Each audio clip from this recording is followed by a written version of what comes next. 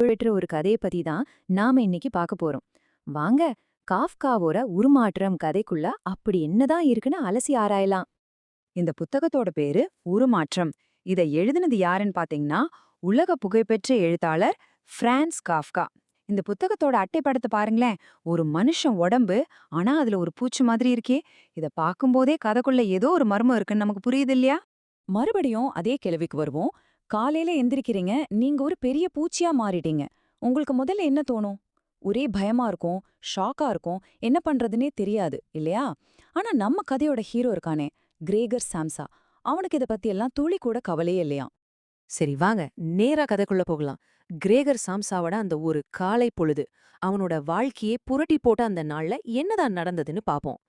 ஆமா, கதை ஆரம்பிக்கும் போதே எந்த ஒரு முன்னுரையும் இல்லாம டக்குன்னு நம்ம ஹீரோ கிரேகர் சாம்சா ஒரு பெரிய பூச்சியா மாறி பெட்ல படுத்துட்டு இருக்கான்.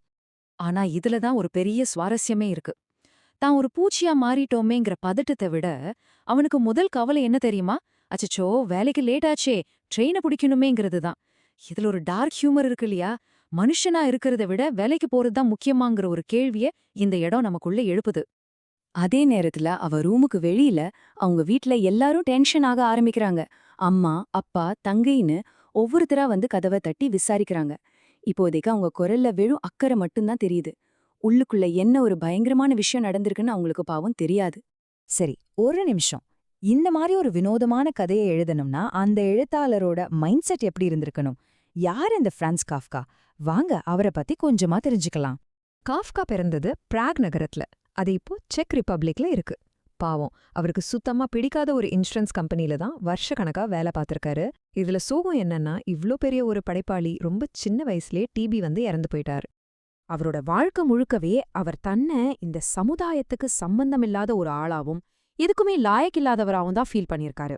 அந்த தனிமை, அந்த ஒரு கையாலாகாத தனம், இதுதான் அவரோட எல்லா கதைகள்லயும் திரும்ப திரும்ப வந்துட்டே இருக்கும், நம்ம கிரேகர் சாம்சா மாதிரியே. குறிப்பா அவரோட அப்பா கூட இருந்த உறவு ரொம்பவே சிக்கலா இருந்துச்சு.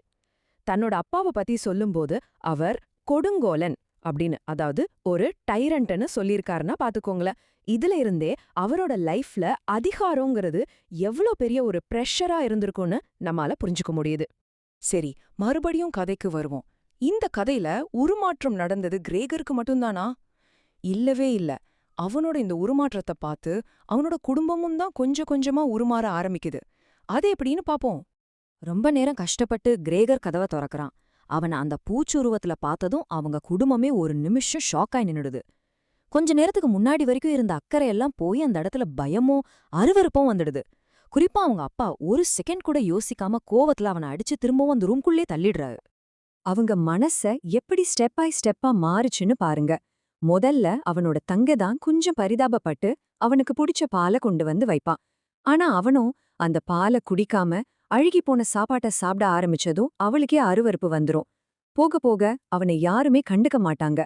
கடைசில பாருங்க, அவனுக்கு ஆதரவா இருந்த அதே தங்க, இனிமே இது இங்க இருக்கக்கூடாது, நம்ம இதை எப்படியாவது ஒழிச்சு கட்டணும்னு சொல்ற அளவுக்கு அவங்க மனச மாறி போகுது.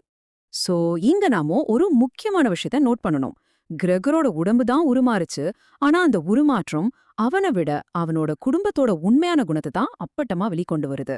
அவங்க காட்டின பாசம் எல்லாமே நிபந்தனைகளுக்கு உட்பட்டதுங்கிறது நமக்கு புரியுது. இந்த கதை உலகத்துல எவ்ளோ பெரிய தாக்கத்தை ஏற்படுத்துச்சுன்னா, இதுக்காகவே ஒரு புது வார்த்தை உருவாச்சு. அந்த வார்த்தை தான் காஃப்காயஸ்க். நீங்க இதுக்கு முன்னாடி இந்த வார்த்தையை கேள்விப்பட்டிருக்கீங்களா? அப்படின்னா என்ன அர்த்தம்? வாங்க பார்க்கலாம். காஃப்காயஸ்க்னா என்னன்னா, ஒரு மாதிரி கெட்ட கனவுல மாட்டிக்கிட்ட மாதிரி ஒரு ஃபீலிங். ரொம்ப சிக்கலான, லாஜிக்கே இல்லாத, ஏன் நடக்குதுன்னே புரியாத ஒரு சூழ்நிலை. குறிப்பா சொல்லணும்னா, நம்ம கையில எந்த கண்ட்ரோலும் இல்லாம ஒரு பெரிய கவர்மெண்ட் ஆஃபீஸ்லயோ இல்ல ஒரு பெரிய கம்பெனி சிஸ்டம்லயோ மாட்டிக்கிட்ட முழிக்கிறோம்ல, அந்த உணர்வுக்கு பேரு தான் காஃப்காயஸ்க். இன்னைக்கு வரைக்கும் இந்த வார்த்தை பயன்பாட்டுல இருக்கு. நம்ம கதையிலேயே இதுக்கு ஏகப்பட்ட உதாரணமும் இருக்கு. யோசிச்சு பாருங்க. ஒரு பூச்சியா மாறிட்டும் வேலைக்கு டைம் ஆச்சுன்னு கவலைப்படுறது, அது எவ்வளவு அபத்தமான ஒரு விஷயம்.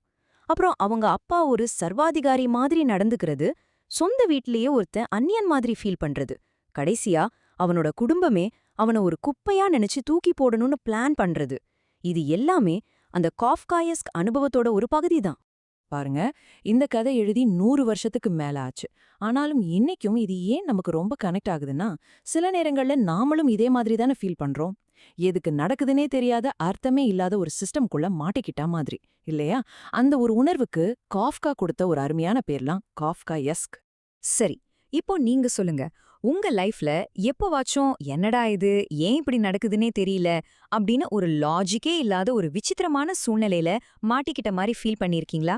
அப்படி ஒரு காஃப்காயஸ்க் அனுபவம் உங்களுக்கு இருந்தா, அத பத்தி கொஞ்சம் யோசிச்சு பாருங்க.